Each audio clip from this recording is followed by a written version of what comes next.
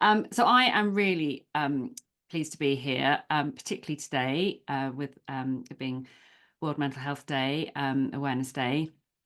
And I'm going to be taking you through it's slightly interactive session. So I noticed Amanda said a couple of times I'm going to be presenting. I'm going to be sharing some ideas, but this is something for you to get engaged with as well.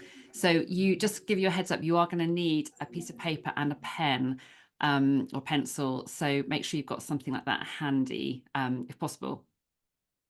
So in terms of why I'm here, a bit about me. I've had a very, very squiggly journey. My first ever job was teaching. I taught for 3 years before I left, essentially to work with people who I didn't feel were having a great experience in the education system. And so I ended up working with various organisations in areas that were struggling a little bit. And as part of that, I trained to become a psychologist, and then a psychotherapist. And then eventually I set up It's Time for Change. And I've been on a real journey in terms of how I've focused. And I used to spend a lot of time in the mental health and wellbeing space, which people thought of as kind of more traditional. So think about depression and anxiety and so on. And I've turned quite a big corner in terms of where I now focus, which is around creating the right environment for people to experience good mental health and well-being. So it's been quite a wiggly journey in terms of how I've got to do what I do now. I set up It's Time for Change actually when my daughter was born. So that was about 14 years ago. And it's been evolving ever since, and it will continue to evolve. The real thing you need to know about me is actually my happiest place is outdoors. So this was me on my recent 2 weeks ago summer hiking trip in the Alps, where we stayed in. I went with a mate of mine. We stayed in a hut at 2,300 meters, woke up in the morning, and snow everywhere, which made us incredibly happy. So not what we expected, but my happy place is definitely being outdoors and being active and being adventurous. So that's all you need to know about me.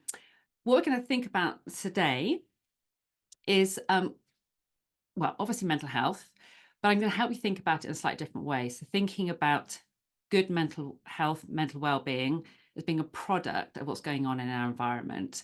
And that's really directly impacted by leadership and by your culture. So I'm going to be taking you on a little bit of a journey through what you're focusing on, thinking a little bit about the brain as well, thinking about how we relate what we experience as individuals to what's going on in our wider context. And then some pointers about how to make a real change in your organisation. You're not going to be just sitting and listening. What I want you to be able to do today is leave with some ideas about some changes you can start to make for yourself and in your organisation. So I want you to think, first of all, about what it is that you're actually focusing your time on fixing. So in the chat box, if you can put some comments around what comes to mind when you think about the terms mental health and well-being. So in terms of what actually comes to mind, just put your thoughts in the chat box. It'd be really interesting to see what comes up.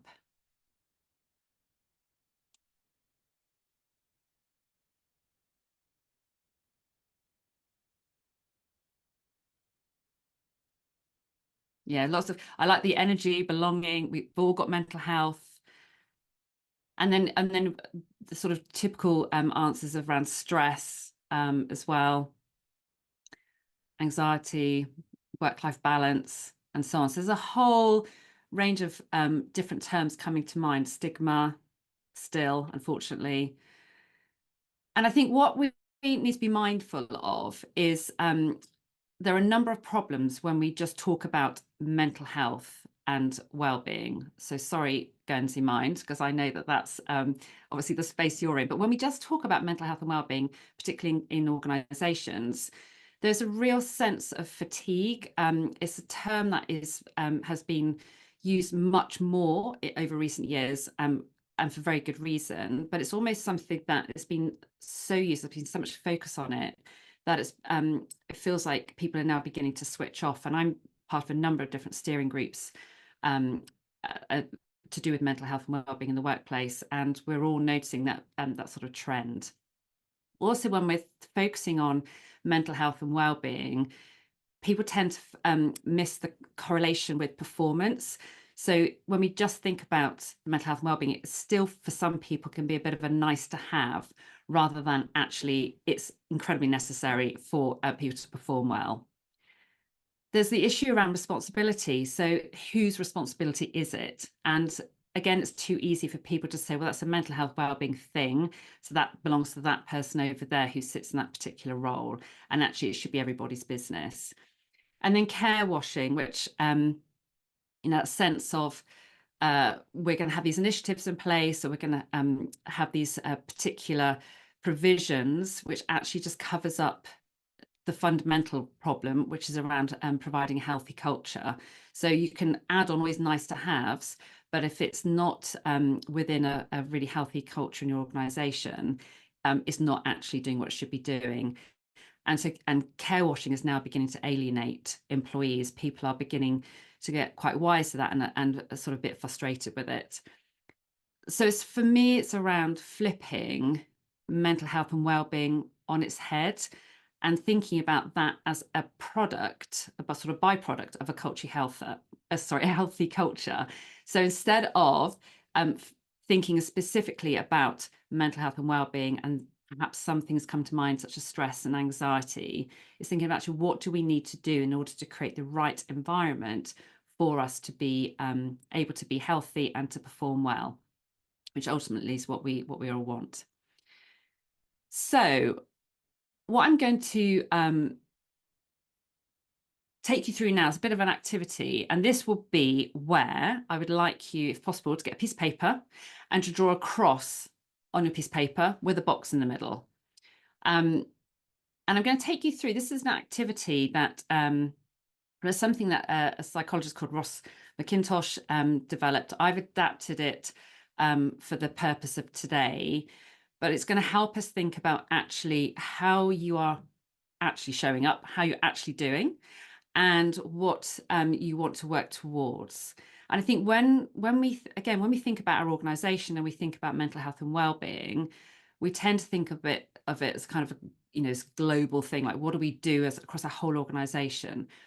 What is really important is to think about where we start. So whether you are a leader, a manager, an employee at any level, actually, how are you doing? Because that is going to impact on how you show up. It's going to impact on your colleagues as well. So hopefully you got across on your piece of paper. And I want you to think about if you were to sum up how you are feeling now in terms of your emotional arousal. So in terms of whether you're stressed or whether you're feeling content, whether you have a sense of control or whether you are feeling completely overwhelmed, whether you're feeling engaged and motivated or sort of quite isolated. So what comes to mind? So start to think about those terms because that's what we're going to be checking in on. So thinking about where you are now, and what I want you to do is to think about the unhelpful stuff, the unhelpful feelings that you have at work. So in terms of thinking about where you are now, what's that unhelpful stuff? That might be stress, it might be anger or resentment about something. What's the unhelpful things that show up in terms of your feelings, your thoughts, your emotions, the stuff that happens essentially inside your head, whether you're feeling overwhelmed, demotivated, anything along those sorts of lines. And I want you to make a note of those in that bottom left-hand corner. So the bottom left-hand corner, start to make a note of some of those unhelpful feelings, thoughts, and feelings and thoughts and emotions that you have inside of your head. This is the stuff that's going on in your inner world. This is the stuff that's not very helpful. And once you've done that, if you want to share any of it on the chat, then again, please do. So hopefully you've had the time to do that. I'm going to open my chat box up again. Sorry, it's just disappeared. Unappreciated sometimes. Yeah, that's a massive one, isn't it? Thanks for sharing that. that sense of appreciation or lack of is huge. And I think often that's one of the key feelings that I experience people talk about when they're in work. We are not very good at actually giving positive feedback and recognition to people. And if people did that alone, it would make a massive difference. Yeah, doubt of ability. Gosh, yes, imposter syndrome is something I hear a huge amount about. Lack of confidence, unworthiness. Oh, yeah, self-sabotage.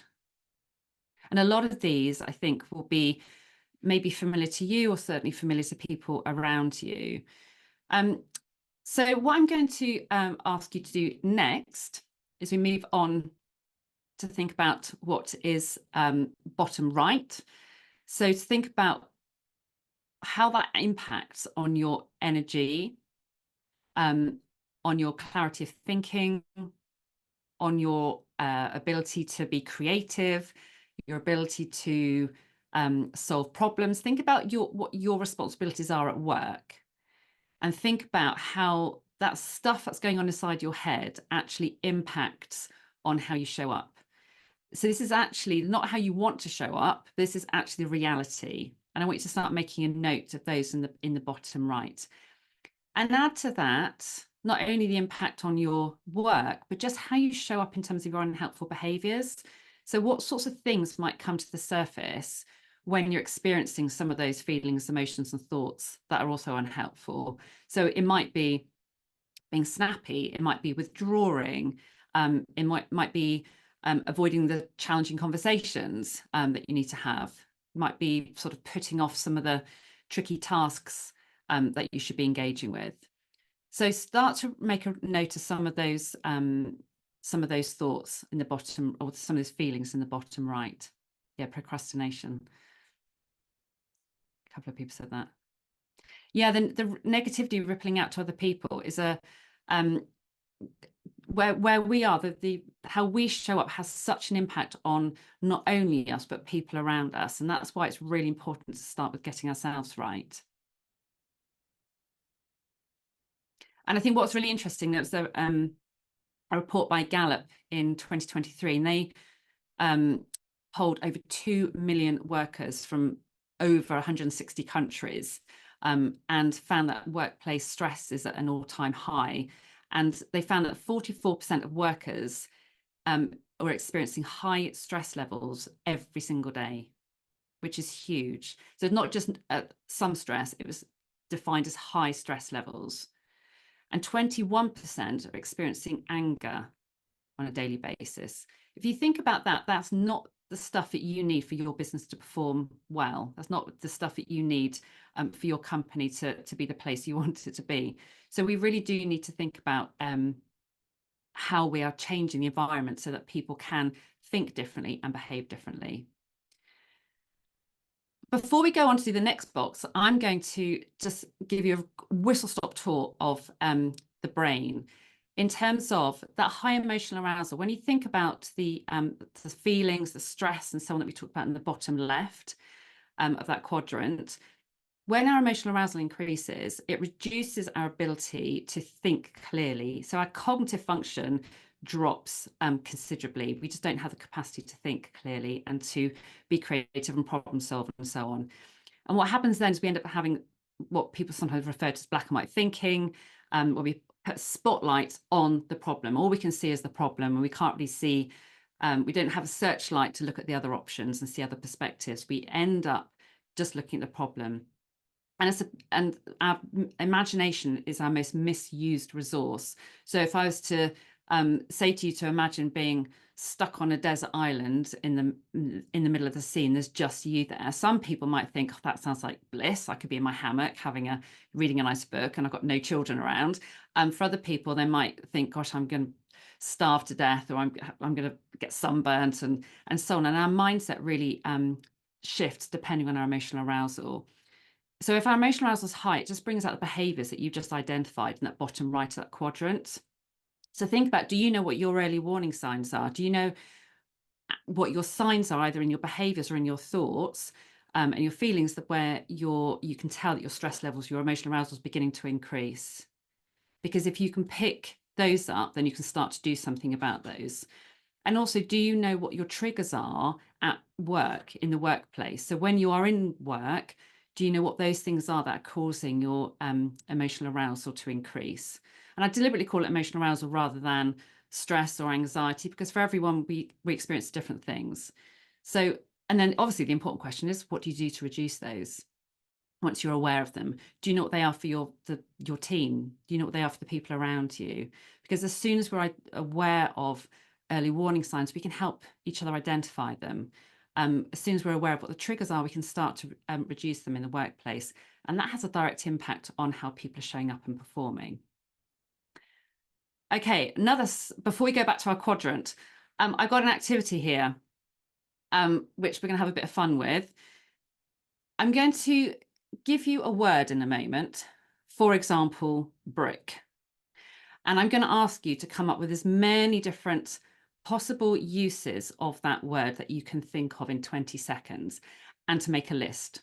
So you're just going to make a list for yourself. Now, I can't use brick as my example because I shared that with Amanda Hibbs the other day that I was going to do that. And she started thinking, and I can tell she's done her research. And I'm not going to tell you what her first suggestion was to use a brick for, but it involved windows. Don't hold that against her.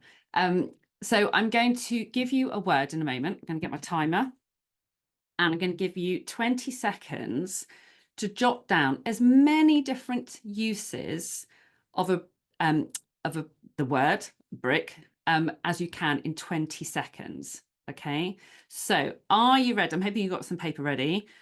The word I'm going to give you is cup.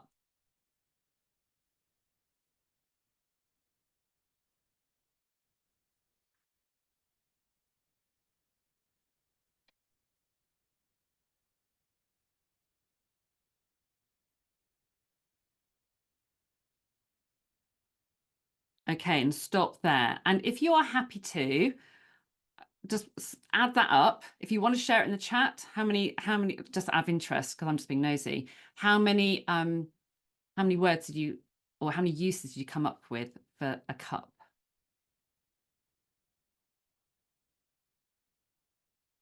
Okay, quite a lot of fours. Okay. Okay, right. Now I'm going to give you a different object.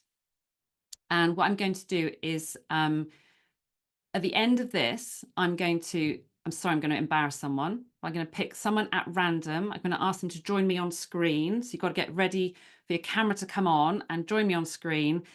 So you can explain why you didn't do so well. So one of you is going to be the lucky person to come alongside me and explain your results, perhaps why you might have done better or you haven't done so well. So you're going to have 20 seconds starting, well, for the word paperclip, starting from now. So think about the uses of a paperclip, 20 seconds.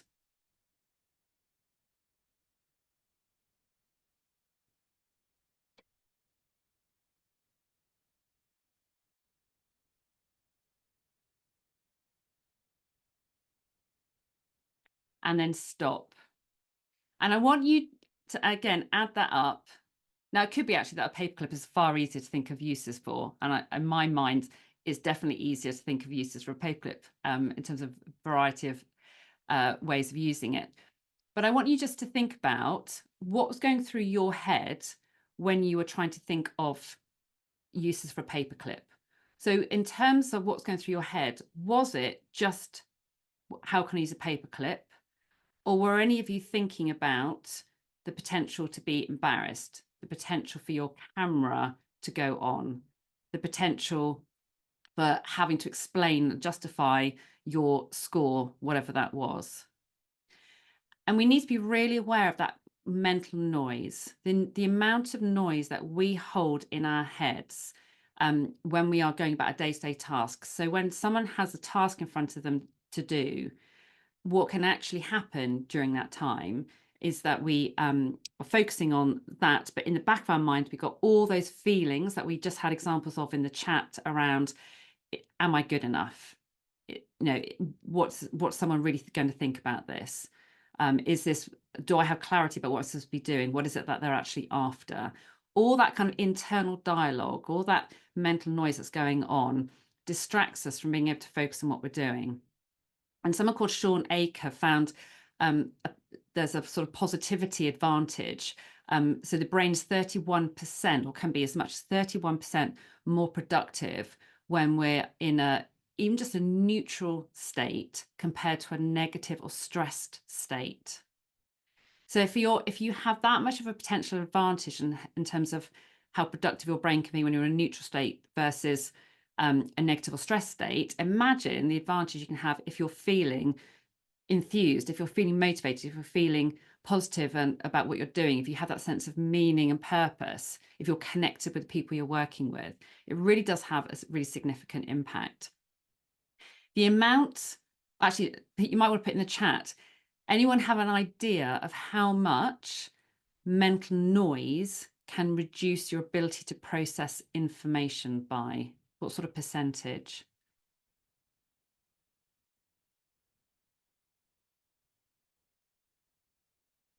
Yeah, we've got really accurate figures there. It's as much as by about 80%. Now, it's very easy just to kind of, say 80% is quite flippant, but actually think about the impact of that on you, or think about the impact of that on your workforce. If there's stuff going on that is about how we feel and on our emotions, all our thoughts that are causing all the extra noise in the background, that can be significantly reducing someone's ability to process information well and to be productive. So we absolutely have to know what people are holding inside their heads. And various ways we can do that in terms of just having the conversations about how are people doing, having check-ins. Check-ins are not your quick, how are you doing? I'm fine, thanks, great, let's move on to the proper business. But really finding out how people are doing in that particular day, what's going on for them outside of work as well, because we know that people aren't leaving personal lives at the door of the office. So we have to be very, very mindful of tuning into what's going on and seeing what we can do to help. Sometimes there might be nothing. Sometimes it might simply be we've got to hold that space, but and give them some space to be able to do whatever it is they need to do to reduce their emotional arousal. Sometimes it's just about I need a bit of clarity. Sometimes it's about I just need a bit my confidence built a little bit. So think about some of the comments we had earlier on in the chat about how people feel and what can get in the way for them. Actually, if you think about if you're aware of what's going on inside someone's in someone's mind, you're much more able to engage with that and to reassure people. And often it's just that reassurance or just being heard that can make a huge difference. Okay, so what we're going to do now is go back to our quadrants, and the next corner on there is what matters to you about how you show up. So what you've just described in the bottom right of your quadrant is definitely not how you want to be showing up, okay? In terms of it doesn't feel good, it's not good for your mental health and well-being, it's absolutely not good for your performance, it's definitely not what's needed of you at work. So what we're going to now do is flip that to, okay, let's think about what is really important to you about how you show up. So these are about how you live your life in terms of your values, what you experience, what other people experience of you, how you're feeling, how you're performing.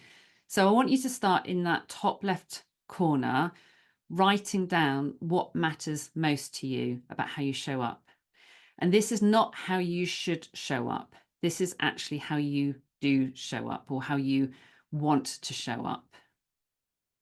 And again, if you jot some of those down, and then again, if you're happy to share in the chat, it'd be lovely to see what people are putting.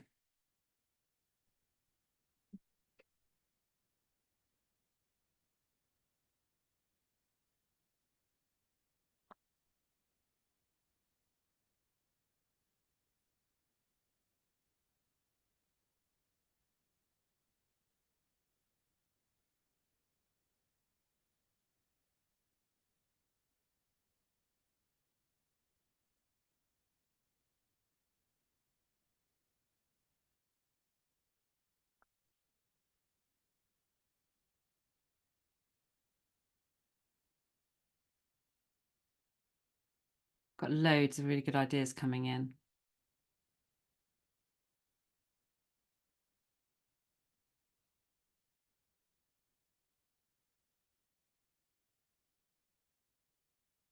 Hmm. Like the positive and with a smile. So what I think would be really interesting for you now to do is to challenge yourselves, because we could just leave it at that level, but actually there are some great terms coming up here. So reliable, hardworking, trustworthy, present. A couple of people said that. Um, honest, supportive. I want you to now think, what do they look like? Because if we just say a word, but we don't know what that looks like, what that feels like, it's really hard to know what we're trying to achieve. So if you're thinking about being present, what does present actually mean to you? Like, how do you know when you are present? So begin to think about what that looks like, what that feels like. If you're saying trustworthy, what does that actually look like for someone else? How does someone know that you're trustworthy? Genuine. How do people know that? You know, if you're being your authentic self, if you're being genuine, again, what are people going to be experiencing in you for them to know that?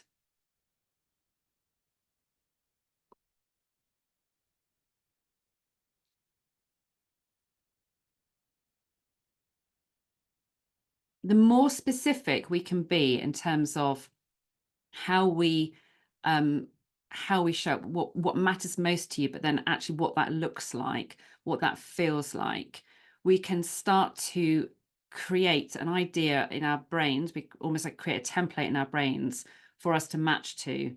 So if I was to say I want to feel present, but I haven't really got a concrete version of what that looks like or feels like, then I don't really know what I'm aspiring to be, what I need to do. So if we can break that down and be very clear about what those things look like, being a good listener is a great example on there. So being a good listener, what does that look like? Well, it means I'm not going to be looking at my computer screen at the same time. So I'm not going to be looking at my phone.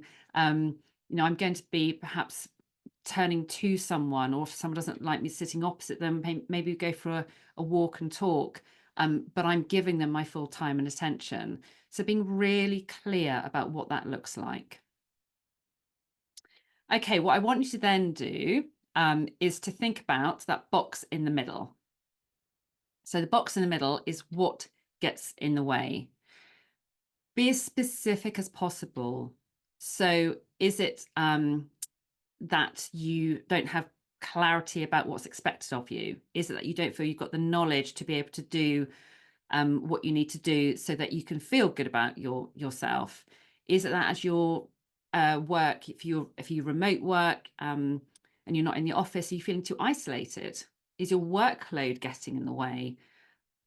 Home life, the stuff's going off in our personal lives. So think about the stuff that's getting in the way and write that in the box in the middle. That's the stuff that gets in the way for you in terms of what matters most. So we have this ideal of what matters most at top left, and then we have our reality.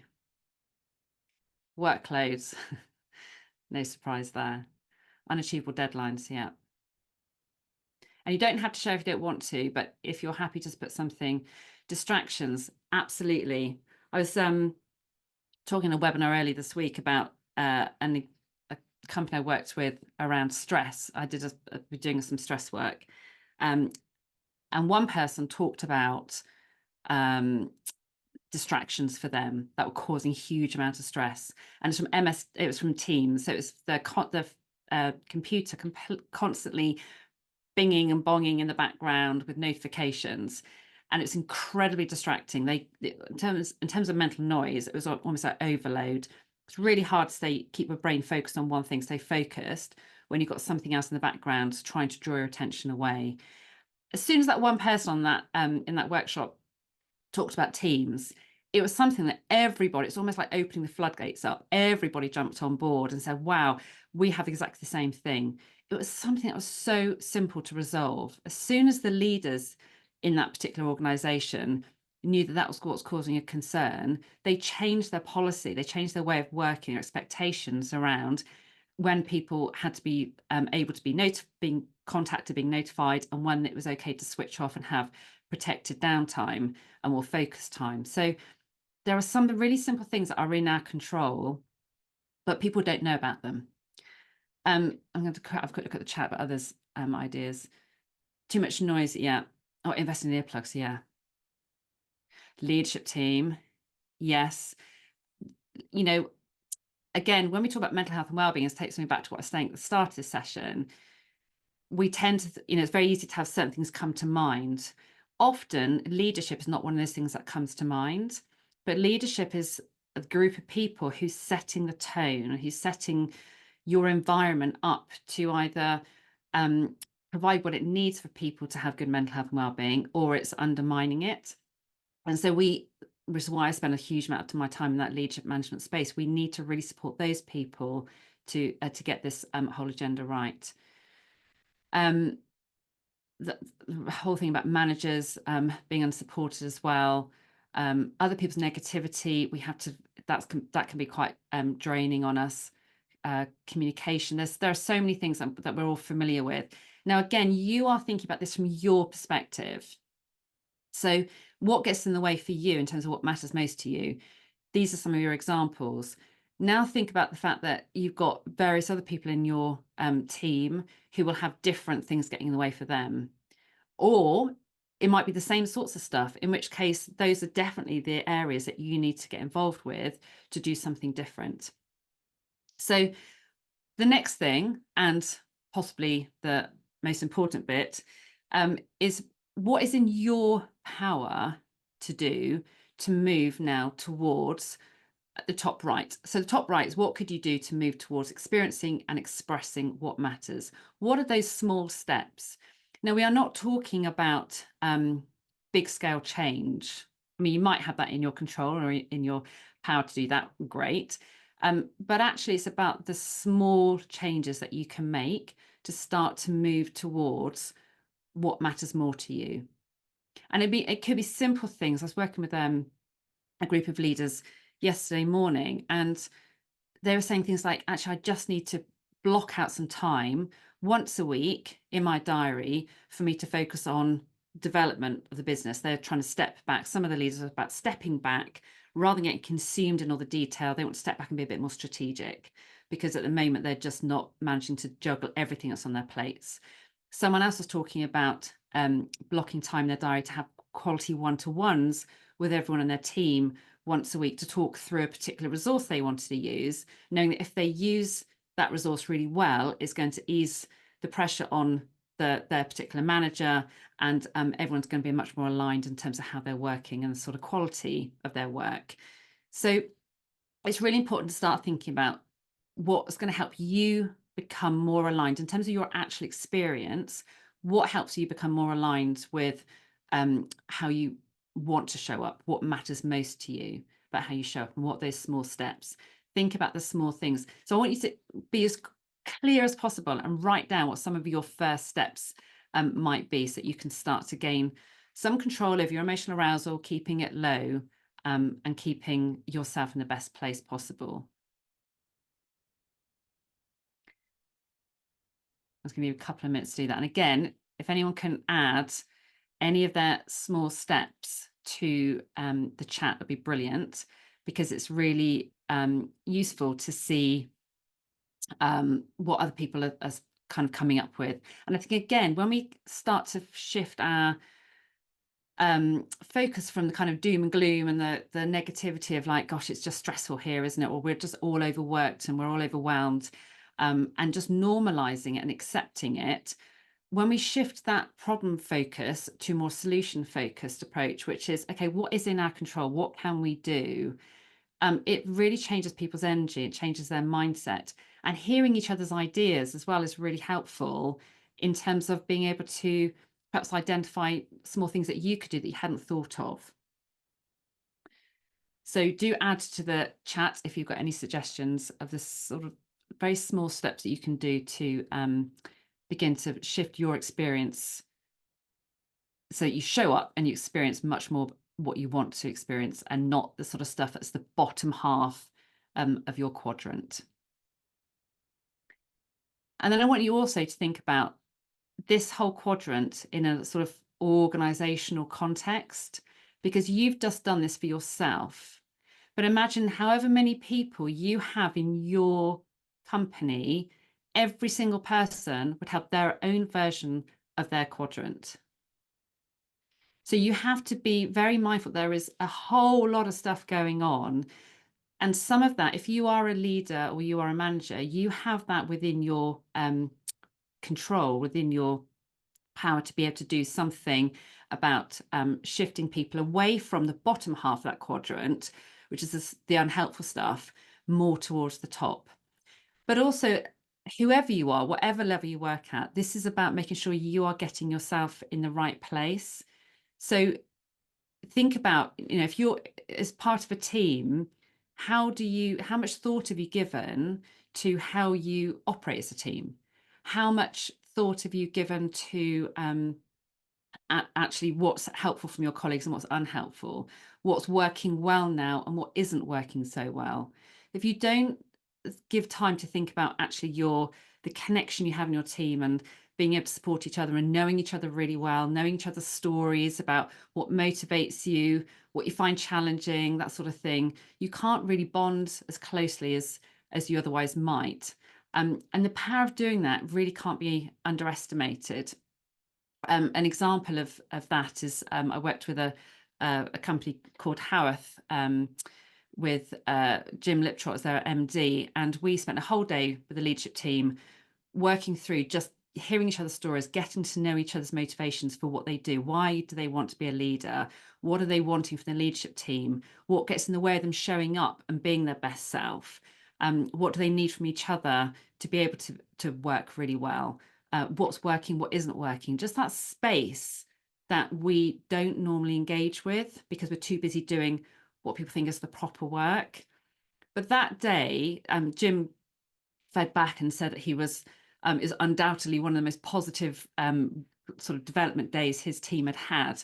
And I didn't have any magical answers. It was simply about holding a space for people to be able to talk about how they show up, what they're experiencing, what gets in the way, what would be helpful, and as a collective group of people trying to work out how to start moving in the direction that everyone wants to. So imagine having a sense of what you want to achieve as an individual, what you want to experience, and how you can move towards that. Imagine they're doing that with your team. Imagine doing that as your wider organization. So beginning to have these sorts of conversations really is the stuff that makes a difference to your mental health and well-being and that of your teams. We've got loads of suggestions in chat, which I'm going to take some time after this webinar to have a read through, but there's a lot of really, really good suggestions coming up on there. Okay, so the question is, are you really focusing on what matters if you are serious about improving the mental health and well-being of people in your organization? Are you consciously thinking about how to turn down the volume on that mental noise, those distractions, the stuff that is causing emotional arousal to go up?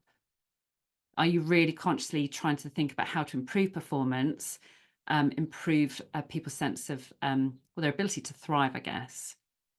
So are you aware of what's getting in the way and what are you actually doing about them? So whether you have surveys and you're using that data to inform your practice, whether you're even if you have those, whether you're getting sort of the right kind of information from your one-to-ones, your check-ins. So whether it's one-to-ones, whether it's the start of team meetings, you should be finding on a really regular basis how people are feeling and what's getting in the way for them. Some of the stuff that is getting in the way won't be in your control. There's so much going on in the world at the moment, isn't there, in terms of cost of living, stuff to do with the climate, war. There is so much going on. Things like AI. There at all different levels.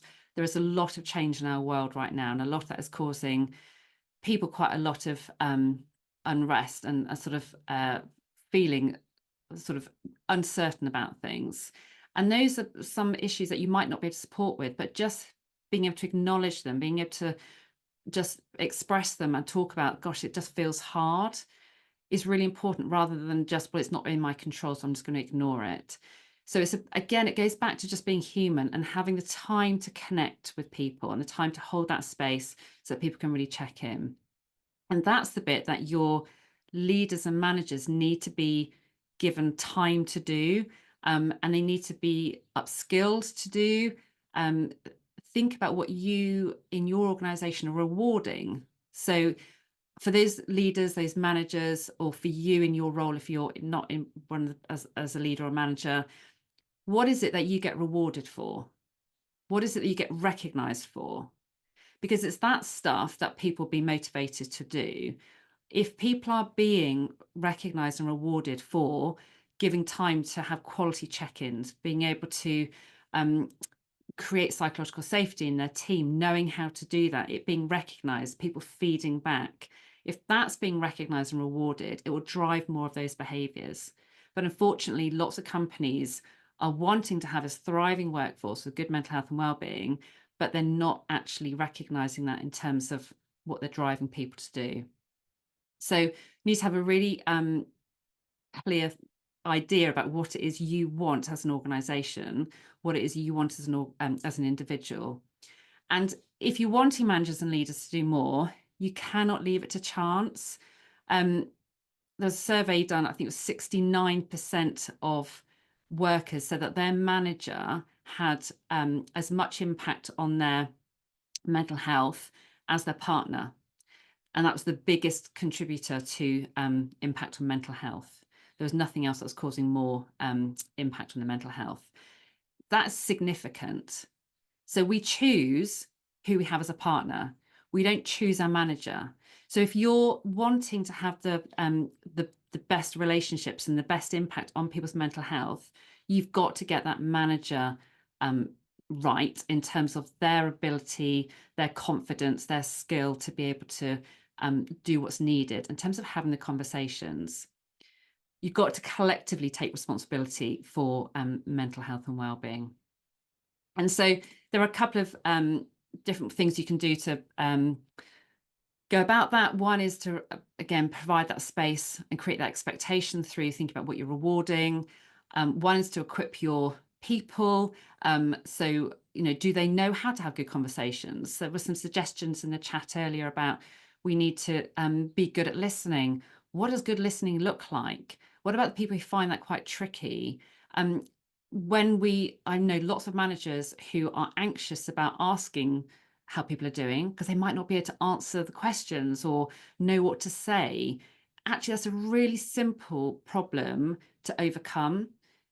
But managers, unless they have the opportunity to express that and find out what they can do that's different in that space, they'll avoid the conversations, or they'll try to have them, but they won't do them very well because they'll be feeling that imposter syndrome, or they'll be resenting having to ask because they know that they don't think it's part of their job, or they know they're not very good at it. So there are resources. There are lots of, you'll have people who can come and perhaps do training, or there are resources that you can access. I've put some examples on here of ones that can just be helpful for managers or for teams to start to have some conversations differently. So there's the team discussion framework at the top is around anxiety and actually getting to grips with what causes us anxiety in the workplace, what gets in the way of us being able to feel at ease and feel confident with what we're doing. And the idea of a team discussion framework is it takes the pressure off one person leading the conversation and then it being an assumption that that person knows about that topic. Imagine getting a resource or a topic in whatever form you want to have it and sticking it on the table and saying, not an expert in this. I don't know much about it, but I know it's really important we have the conversation. So let's do it together. And actually, let's just engage in that conversation and see where it goes, with no sense of anyone's got to answer anything or take responsibility for sorting out anything. Let's just have the conversation. There's a resource on there about stress mapping, helping you identify the things in your environment, in your workplace, that cause stress and also how much stress, so you can get to rate it on a scale, and what things help reduce the stress. You're beginning to look at what helps, what hinders, and then you can start to, again, identify where there are particular needs. The emotional needs audit is, again, something you can use individually, or you can use it with teams, or I've seen some small organizations use it as a whole company, where you're looking at your basic emotional needs, knowing that if our emotional needs are met well enough, for example, our sense of connection and meaning and purpose, our sense of status, our sense of achievement, all those things, if they're met well enough, our sense of mental health and wellbeing really thrives. So you can do an audit, which is like a very, very simple exercise to work through, for your environment, for your team. And actually, when people say, well, like, you know what, I don't have enough recognition and feedback, because that's one of the things that someone mentioned in the chat earlier. Again, that bit of information is super simple to get hold of, and it's super simple to resolve. But unless we know about it, we tend not to do anything about those things. And I've just again put a link on the bottom to the Mind's Wellness Action Plans, which I think are brilliant. I'm a fan of anything that enables someone to have a conversation and a plan around, this is what I need in order to be able to be well and thrive in the workplace. So the QR code on there means that you can scan that, and if you scan that, you can then get a download of all those sent to your email address, so you don't have to bother trying to locate them and wait for the email to come out afterwards with the slides. So feel free to scan that and download those. And that is essentially it. There's no rocket science in any of this. It's simply about taking a step back and being human, and just thinking about how you are showing up and how you are providing the right environment around for you to be able to thrive. So whether you're doing it because you know you should, or you've been told you should, or actually you feel it's the right thing to do. There's all sorts of other agendas now about your ESG rating. It doesn't matter what the motivation is, as long as you are doing something positive about it. But fundamentally, it's about being human, and it's no longer a nice to have. It is about being really important for us to be able to firstly have good mental health and well-being, and to perform well, so that your company is doing what you want it to do. If anyone wants to explore any of these sort of topics anymore, then one opportunity you can engage with is something called Leadership Labs, where I work with someone called Gemma Ellison, who's fantastic. She's from Heart Leadership and also a partner of Guernsey Mind Workplace Partnership. We have our next open Leadership Lab starting in January 2025, where leaders or managers from different organisations can come together, and we hold a space for people to be able to talk about what's getting in the way and what people need in order to be able to thrive. And actually, we're sort of working through some of the stuff that we've been going through with you today. So there's a code there. You can go and check some more information out on the website. But essentially, it'd be good to have a coffee, whether that's a virtual one, which I suspect it will be for a lot of people. But do connect with me on LinkedIn. Do get in touch to have a chat. Do listen to my podcast, which I have conversations with loads of amazing and inspiring people in the workplace who are talking about great leadership, great management, great employee experience and engagement. So check that out, and do get in touch. And I'm going to hand over now to questions. So I don't know if you want to facilitate that, Amanda. Yeah, can do. I don't think you can just stop sharing your screen, Lisa, and then we can see if there's any questions. Brilliant. So yeah, any questions? I've got our video as well. Yeah, first of all, thanks very much, Lisa. It's I've made those notes. You made those notes as well. Yeah. Well, it comes down to a lot. I mean, hence why I suppose we started working together, Lisa, isn't it? It's about that. It's about aligning values and what works. I think the most important thing for me today is open up to the floor and get a few questions out, really, and then and we can get those answered if anyone's got any pressing questions they'd like to ask. Yeah, we've got a few minutes for questions. I've got one. Go on. I'm just thinking that because I was making some notes there while we were listening to you, Lisa, and obviously not at the moment because I work at Guernsey Mind and it's wonderful. But I'm just thinking about sort of like my previous working experience. And you said about creating the right environment, but I guess it's like you were saying that we're all human. But one of the things that makes us human is that we're all different. So what could be the right environment for one person might not be the right environment for another one. Yeah. And when you're in a small team, I guess it's like, how do you manage that sort of situation? Yeah, I think it's actually just firstly knowing what the right environment is for everybody, and then being able to work out what you can do to accommodate that. So some people who are in a really small office, if they don't like, and I've worked with an organisation where they had 4 people in a very small room, and some of them liked the radio on, and some of them liked absolute silence, and so one person started wearing headphones to block out the noise. Then a newcomer started and thought that person was just being quite rude because they didn't know that why they were doing it. So again, it goes back to knowing what people need in order for them to be able to thrive. I like silence when I'm working. My husband has the radio so loud you cannot hear. We can't have a conversation. And it's about finding what the balance is. Are there other places we can go and move ourselves to work at different times? How do we block the noise out? I mean, the noise is just one example. There's all sorts of things around light. There's that sense of, do I need to see things, see people, or is that distracting? Do I need to be facing a wall? Because otherwise I get distracted by seeing movement around the office. Unless we know what those things are, we can't do anything about them. But again, when we have a kind of collective conversation, say, as a team of people, we want to make sure that we are all able to work in the best way we can. Doesn't mean it's going to be perfect. We can just start to have that the conversation and just seeing collectively what we can come up with. So again, it takes the pressure off the manager having to come up with all the answers. It's about, what can we do? I want to hear your ideas. What can we do to make this a better environment for you? I suppose it's like creating that time and space to be able to do it instead of all down as well, isn't it, Lisa? That we talk about so often.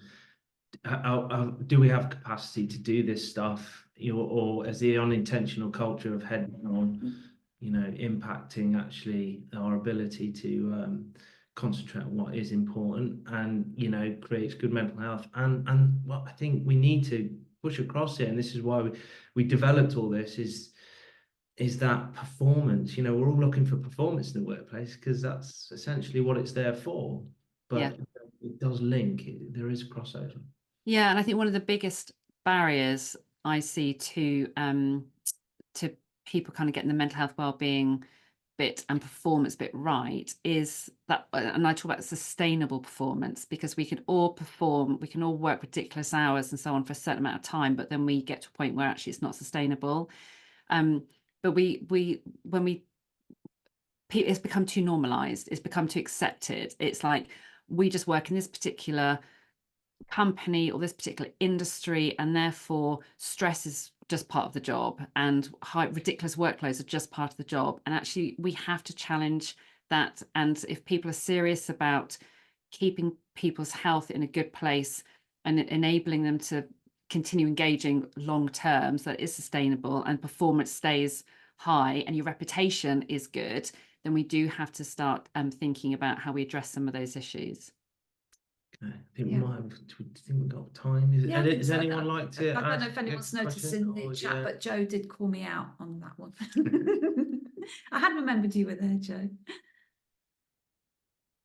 Anybody?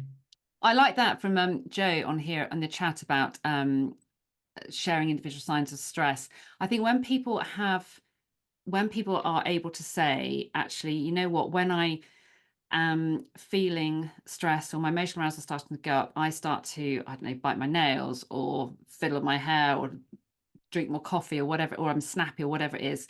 When you share your early warning signals, your signs with the people you work with, and give them permission to let you know, like, oh, I've just noticed you look like you're feeling a bit more wound up. Why don't you go and grab a coffee? Maybe not coffee, nice tea, herbal. But you go and do something that's going to help you feel in the best place, go and take a break, essentially.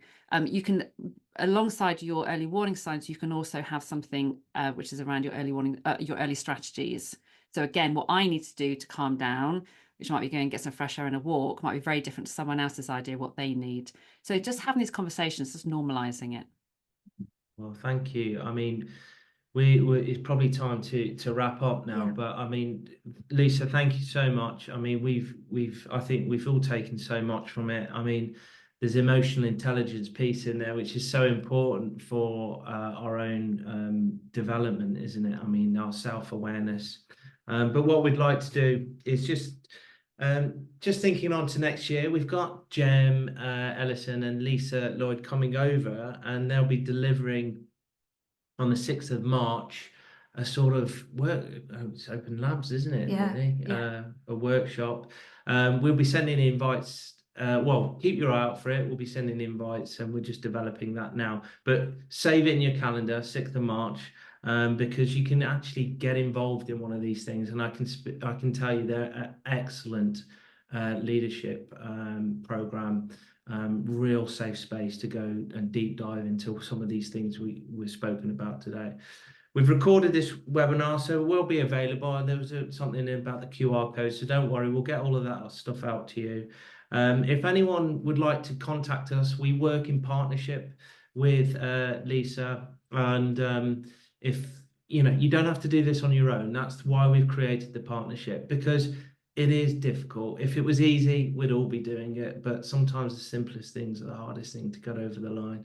So we'll wrap it up there. Yep. Thank you very much. And yeah, don't be, feel free to get in touch with us, and we can link you to Lisa if needs be. But thanks, Lisa, and have a lovely day. Thank you. All right. Thanks very much, everyone.